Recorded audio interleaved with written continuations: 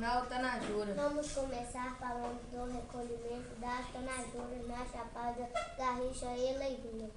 Os formigueiros amanheceram limpos pelas formigas para expulsar as tanajuras dos buracos. A tanajura é uma formiga grande e comestível. Com ela fazem uma paçoca, são fritas como carne e muita gente come crua. É também indicado no tratamento respiratório, asma.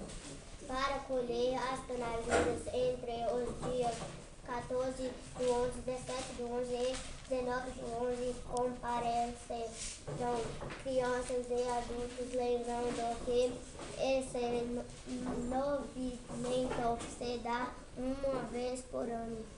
Nessa época do ano é uma festa na região. Vamos à previsão do tempo com Rayane Toledo.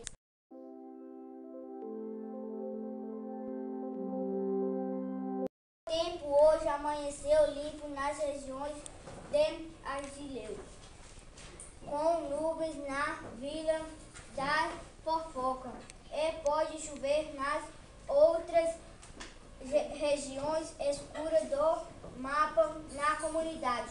Essa foi mais uma informação da comunidade Santo Antônio, Publicado pela TV Escola Santo Antônio, em 20 de novembro de 2014, no período Dia da Manhã.